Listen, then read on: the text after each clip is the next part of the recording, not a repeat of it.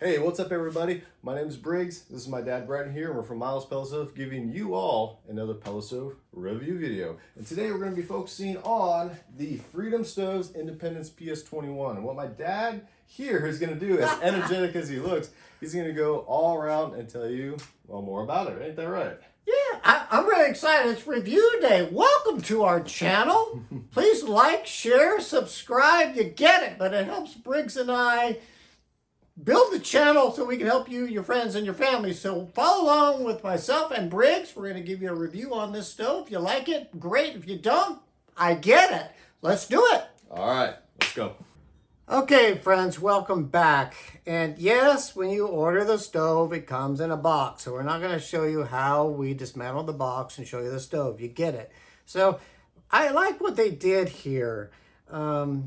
This company has set the consumer up to set their stove up, and a couple of repairs if needed. So what comes with the kit is obviously the stove and your user manual here.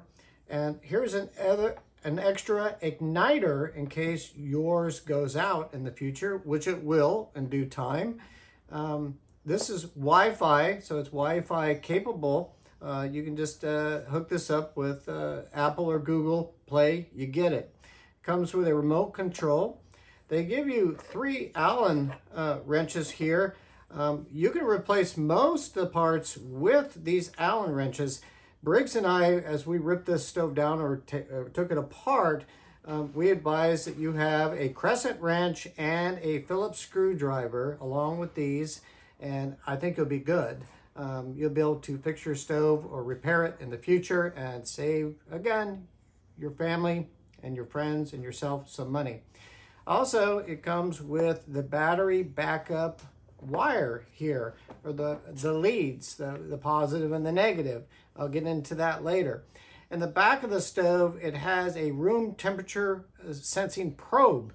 And if you don't like that, they give you the option of hooking this up to the control board to where you can have a mounted wall thermostat.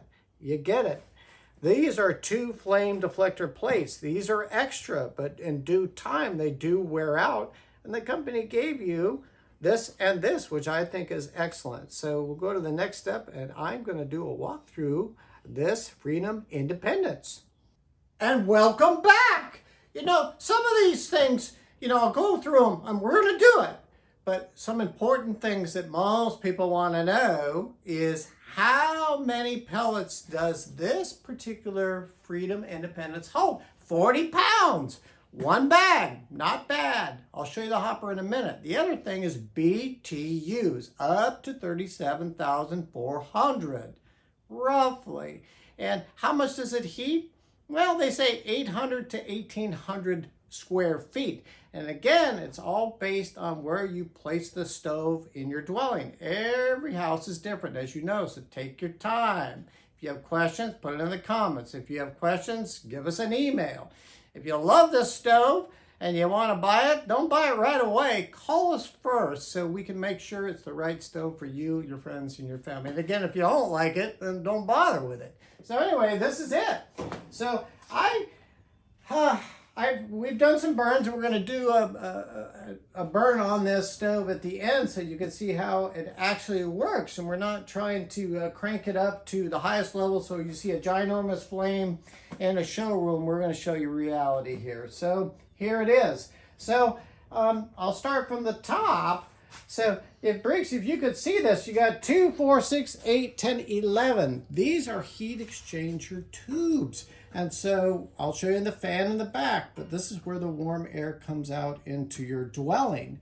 And so throughout the week when the stove is off and it's cold, this is a heat exchanger tube cleaner. So at the end of this is like my fingers, it's like a garden rake. It rakes off the residue off these tubes to where they stay hotter and you get hotter air into your room. So there you go there. So here's the nice handle. It's not bad. I like it. I don't think it really bites into the hand. I think it's nice. It's really easy. So you just open it up like so. And I like the viewing window. If you don't, that's okay too, but you really can see the flame. And over here, Briggs,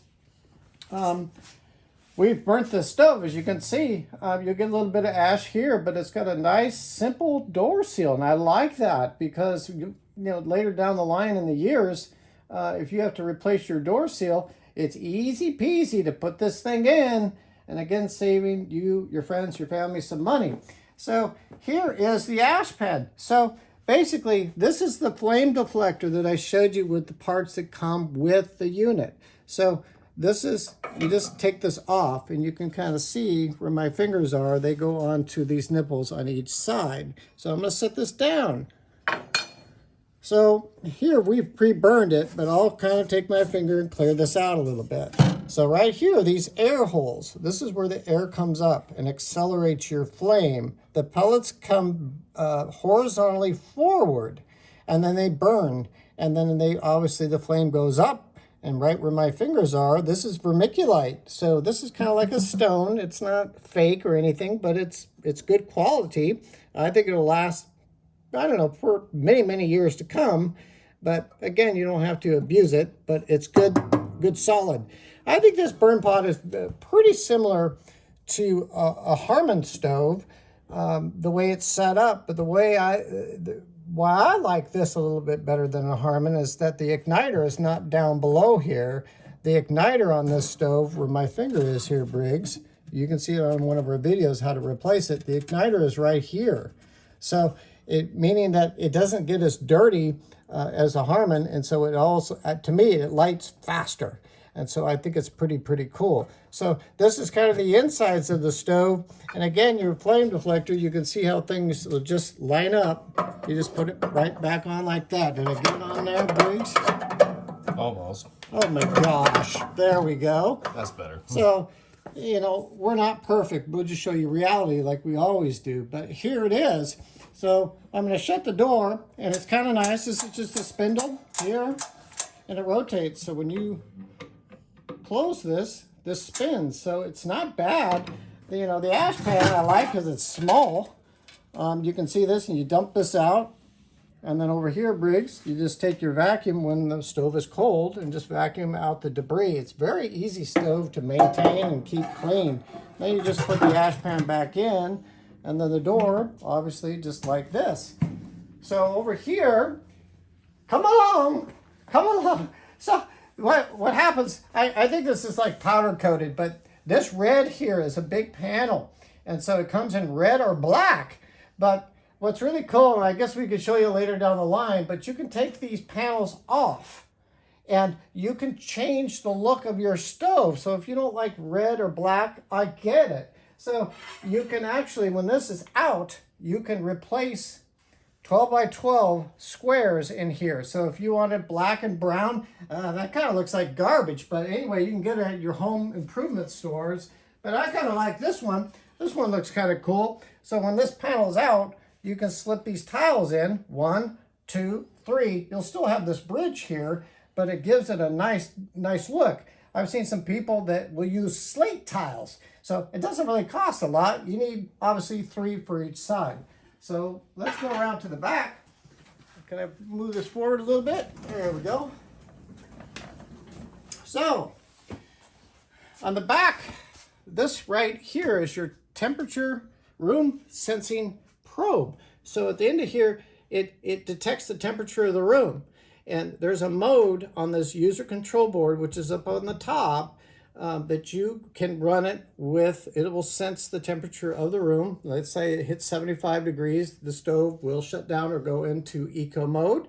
And if you don't like that, like I mentioned, there is a wire kit that comes where you can hook up a wall-mounted thermostat, which is really cool. So here's the next thing. And a lot of people like it. You know, generations, or not economics, but technology is changing on these stoves. And so this here is your Wi-Fi connection. So it goes right to your phone if you wish. I think that's really cool. And if you don't think it's cool, that's okay too, but it comes with it. So right here is your on-off switch. And then down below here, it's right where my finger is. I can pull that out, and there's an extra fuse in there in case this main fuse goes. So I think that's really nice and handy. This is just a standard power cord like a computer. You can just take it right off. You get it. Right here, this is for battery backup. Oh, it's just great. So you got your positive and your negative, and this is a longer cord, which you can have, but obviously you can connect the batteries. Again, you want to, put them on, a piece of wood or in another room, you get it, but it has battery backup, and they say that if your power goes out, these batteries, it's 12 volt, 12 volt, 24 volt total.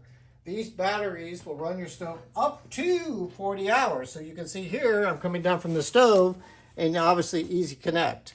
And so I like it because when your power goes out, your stove will keep running. And so if 40 hours isn't enough, buy another 2. So you got 80 hours, you get it.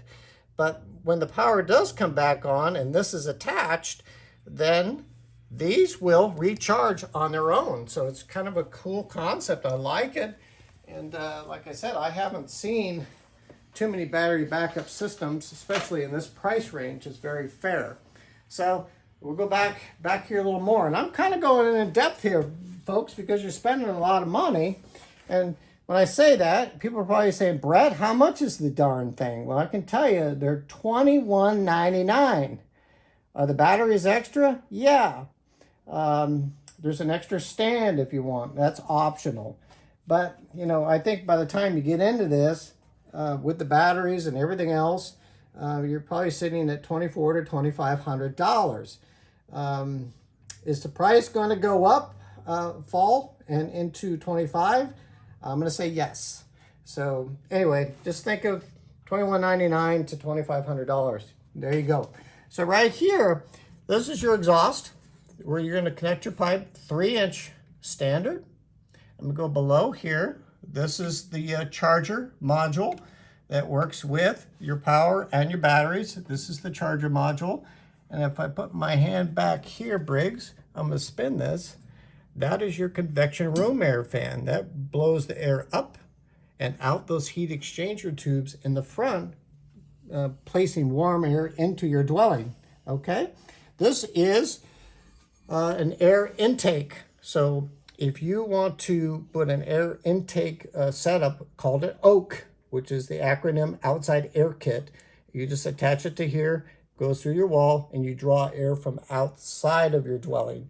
It is required if you have a manufactured home. There are 2 auger motors. There's one here, and there's one here that you really can't see, but I don't want to get too techie, but you can, send us an email and we'll help you out. But there's 2 auger motors. So one auger motor is going to push the pellets downward, and the other auger motor is going to push the pellets forward, horizontally forward into that burn pot, giving you a nice uniform burn or flame, and I like that. Behind here, you can't, Riggs, maybe we can get it, I don't know. It's right here, and this box here is the motherboard, so that's the brains of the system. Most all these parts, if you use an Allen wrench or wrenches that they gave you, and again, a crescent or a Phillips screwdriver, you should be able to repair anything on this stove in the future, which I think is great. This is your exhaust fan here. I like it. This is really, and this is another question people ask, is how noisy are the fans? And you're going to hear that in a little bit. This is very smooth. It's running now. It's very smooth. I like this engineering of this fan. I think it's similar. I'll just say it's similar to some of the motors that you may see on the high-end Harmans or Ostroflamms. So there you go. And so, I don't know, can we go a little further? Here is your wire harness that basically goes up to your user control panel that Briggs will talk about. So when you look at all these pieces of the puzzle, when you take off these sides, you have access to anything and everything, and I really think it's really neat. Is this of good quality? I think it's of good quality for the price. I would put this one on your list for the amount of options and the technology here and how quiet it is. I think it's a good one. If you don't think it's a good one, that's okay too. It's just my opinion. But that's kind of what I have to say here. Briggs, you want me to say something about the control board? Or we want to get a depth on it, or? Hey, sure, why not? You can lower the thing and So, get a better reach for it. We're going to go ahead and just lower it. And so, again, I hope you have an iced tea or coffee or beer or whatever you're drinking and just join along with us. But this here, this is the hopper lid. And so, anyway, I'm going to pull on it. And this here, look at this. This is a nice piece of steel. I really, really like it. I like what they did. And this locking mechanism and this seal, well, I'm going to say it kind of resembles kind of what you'd find on a Harman, but we'll keep it at that.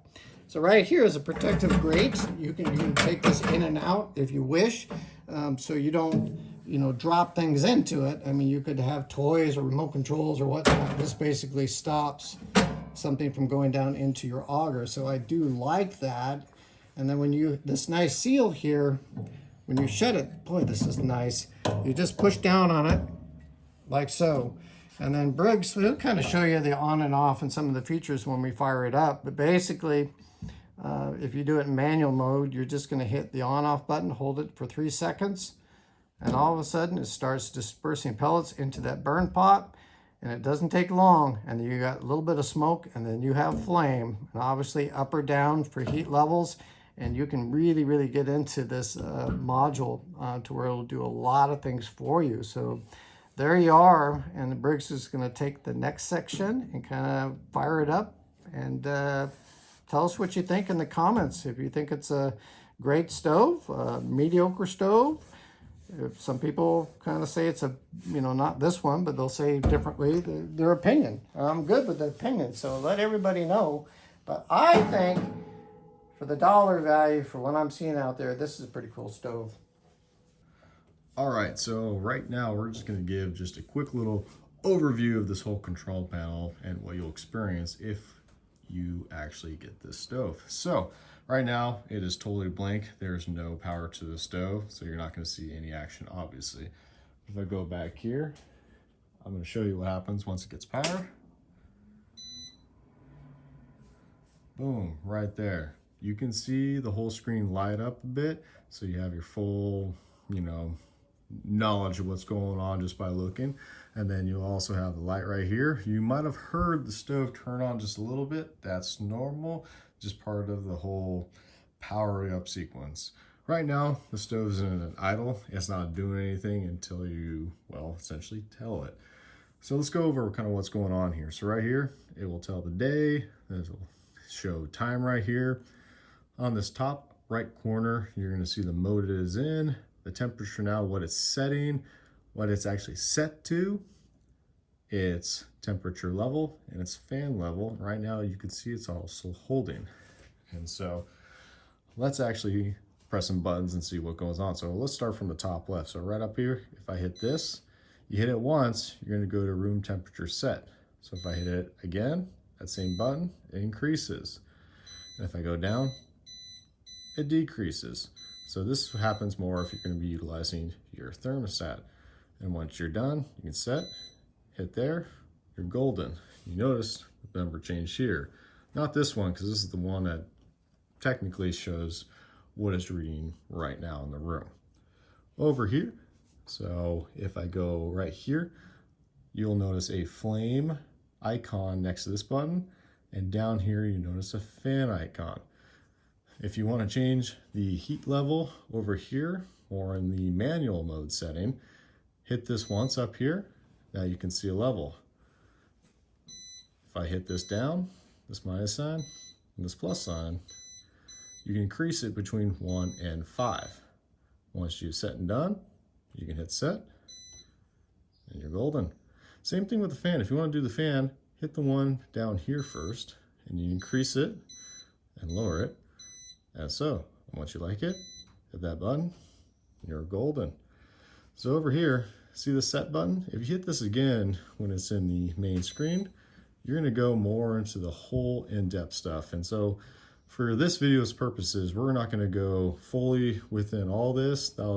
If you ever have the stove, the manual does a wonderful job in showing every single little minute detail that, if you're interested, for all you techies, it will, well, answer your questions. But right in here, since we're in here, I'm going to navigate down. This is an important one. We're going to go to mode. So these are all the different modes you'll have. You'll have 4 to choose from manual temp to automatic temp to temperature control in eco mode. And again, for these purposes, we're going to set for manual temp, meaning that when it's in manual mode, this stove will start when we hit the on button, and it will turn off, well, essentially when you hit the off button. Same button for this one. If you just hit it, it ain't gonna do anything. To start and stop the stove in a manual temp, you have to press and hold, and then it'll go. As you notice, green lights, fans going. I like the little illustration there. You can see the stove starting up, says on, and now the stove, well, technically is firing up. And you'll see the full demonstration in the next scene.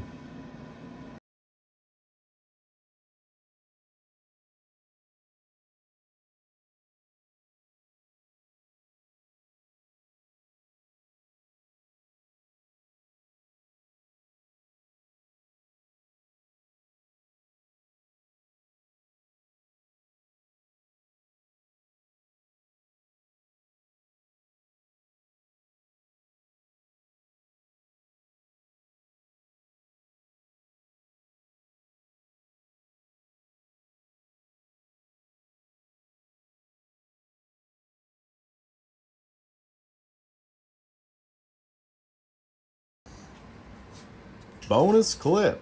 We just wanted to show you again the manual for the stove, just kind of a quick flip through. And as you can see, lots of color. This manual's not a tiny one, and so very easy to read. It's nice to have, and it'll answer, I would say, majority, if not all, of your questions. All right, everyone, that's all we got for you. Hopefully you found this review helpful, and hopefully it's overall helped you in your decision-making process to see if this stove is the right one for you. Dad, you got any last words? Well, I do, you know, and I talked about this, and it's all about reality. So here, behind this flame deflector is the flame, and it's on level 3, but it gets so hot within this burn chamber. This air coming out through the heat tubes right now is extremely hot. But if we turned it up to level 4, 5, 6, etc., the flame would be ginormous, and that's what they show you on most brochures, or sometimes in a showroom, a huge flame, and that's not reality. Usually people keep it on level 2 or 3, and it's good enough because it doesn't burn enough, it doesn't burn a lot of pellets. So anyway, we've gone through this, and I'm rambling, but again, this is a major purchase for you, your friends, and your family. And leave us some comments, or email us, or call us if you're considering this stove, because we want to make sure it's the right fit for your home. Take baby steps. And if it's not the right stove, well, Briggs, we get it. Hey, and that's okay. It's not the right stove. We'll give you some, well, we'll give some other options, whether we sell the stove or not, but things that will help, again, you, your friends, and your family find the right stove for the right budget. You get it. And that's what matters. Find the right one for you guys. Yeah, you know, Briggs and I, we're real. Yeah, we like to make money. Everybody does, but, you know, we want to do the right thing. So anyway, there you go. Thanks for tuning in. All right, thanks, guys. See you next time.